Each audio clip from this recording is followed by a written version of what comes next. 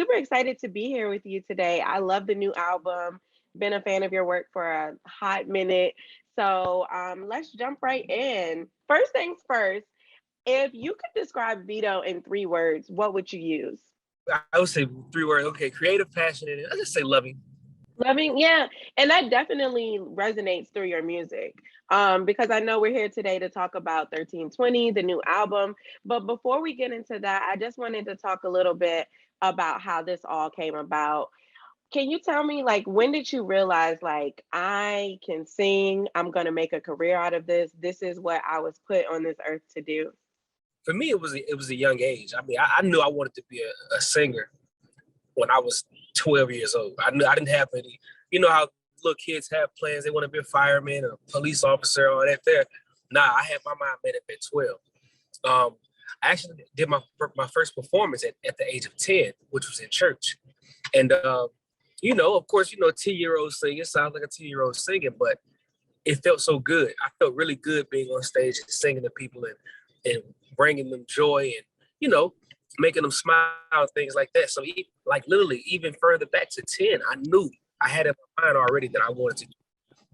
Not to mention my favorite group of all time was The Temptation. Watch that movie all the time. Me too. I love the Temptations. Like, I annoy my friends by always playing that movie, which I knew you were going to say that because I read an interview and you mentioned the Temptations. And so that kind of like speaks to like you, like a lot of times people say R&B is dead, and I will tell them like, you guys aren't listening to people like Vito, like, you know what I mean, because it's there. And so you bring like a refreshing familiarity of soul in your music, but you still shine bright as like yourself.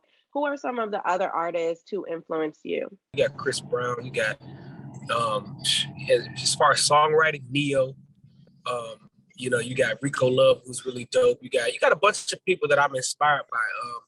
I think what I'm inspired by the most is just people in general.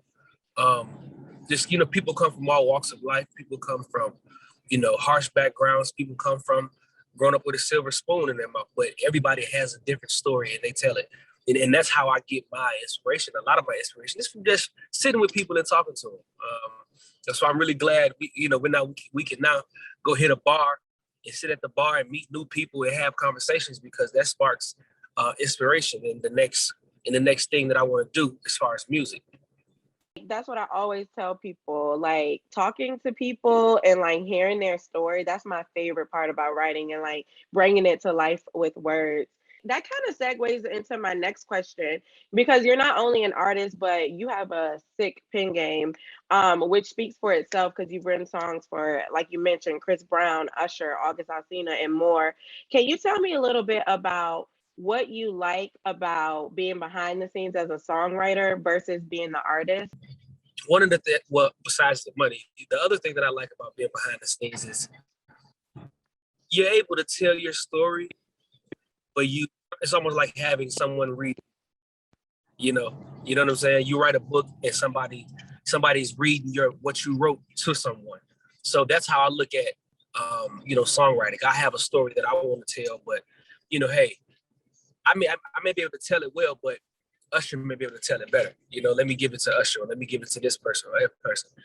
So I think that just storytelling, the art of storytelling, man, stories hit different when they come from certain people.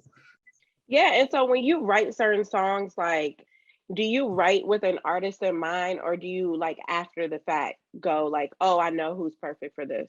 But I used to do that, but in all honesty, it kind of boxes you in, right? Because you go into the studio and you say, hey, I'm gonna do a record for Normani. All right. Now, is she stuck in your head? You know what I'm saying? Now you can't even, it's stuck in your head that, oh, no, I don't think she would sing like this. I don't think, she won't do that. She's not going to say that.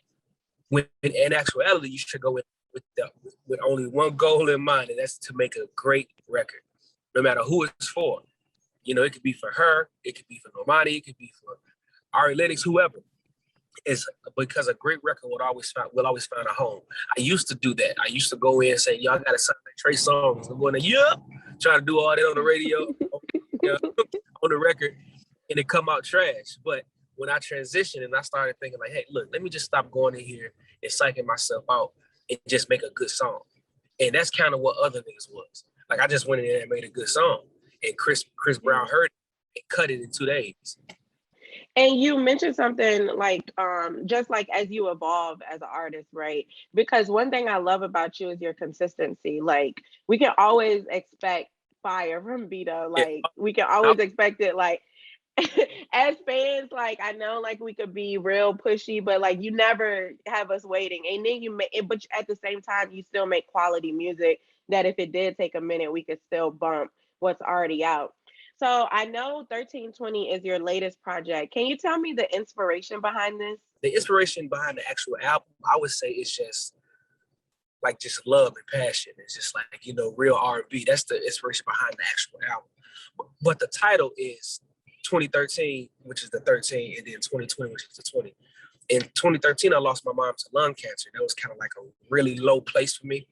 It was really dark, really lonely, really scared, everything. And it kind of broke me down to a point where I didn't really care about anything. You know, only reason I was doing music is because I didn't want to think about, you know, life. I didn't want to think about what's going on around me. That's the only thing that would come from the now. And over a course of 7 years, I slowly had to put myself back together, you know, as far as just the way I thought, the way I moved, the way the way I treated people, everything. You know, I'm not perfect. And you know, fast forward to 2020, I had my daughter, and it was like the best feeling ever. I felt whole again. I felt full. I felt needed. I just felt like a burst of joy. Like everything, nothing mattered anymore. Once I saw my baby, once they brought my baby, I was like, oh my goodness, nothing else mattered. And that was the inspiration behind the title of this album. And for Kaden, which is my daughter, and for her, helping me come back to the light and helping me just forget all about all my past things. She has publishing on the album. Like I'm giving her publishing on the album and everything. So just to kind of set her up, you know, give her that head start that we weren't afforded as black kids, you know, as black people. You know, we had to get it out the mud. We had to dig our way out first. Then we can set up the race. Now, you know, but for me, I want to give Kaden that head start so when she gets of age and she wants to start a business or whatever she wants to do, she has the capital to do so. Yeah, I love that. And I love the meaning behind the title because I read that, right? And I'm huge on numerology. So I looked up the angel number for 1320. And I was like, I want to tell him because like 1320, it says your angels or your ascended masters, your mother, are encouraging and supporting you in your quest to continue to find success, balance, and harmony in your life. When I read that, I was like, yo, I have to tell him that because like I'm huge on like just life path numbers and, you know, like having those subtle reminders. And I love that you were able to use music as a healing force with that. And, you know, just, I just, that's just something that like fills my spirit up. I tell my girl that, I didn't know that. I did not know that. Yeah. Just, you know, you get those things where it pops in your head. And it's like, man, that'd be dope. And you really don't know the meaning behind it. You create your own meaning, which is what I did. But in actuality, it actually has a deep meaning. That's dope. Yeah.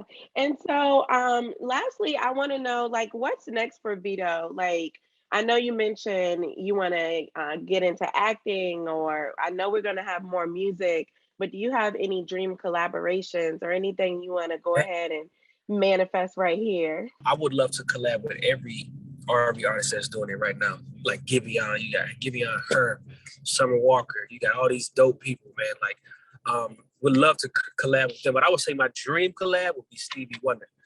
Let me do one with Stevie. Yeah. You know what I'm saying? Get in there, like soak up his expertise, man, and make a crazy record that'll last forever. I think Stevie will be my dream record for sure.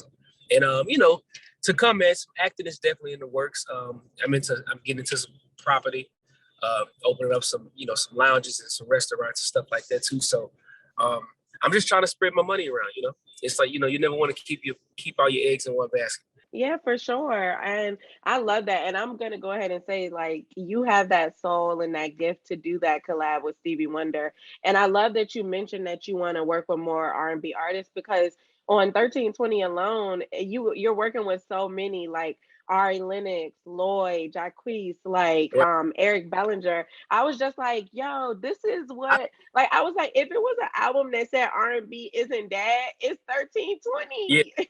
I think the only thing that'll erase that R&B is dead, little saying they got flown around is if R&B artists acted as hip hop artists and collab more. R&B artists don't like that. And I don't know why, if it's a competition thing or something like that. But I'm always down. You know, I'm always down. I'm not trying to compete with anybody. I think that'll be the only thing that'll kind of,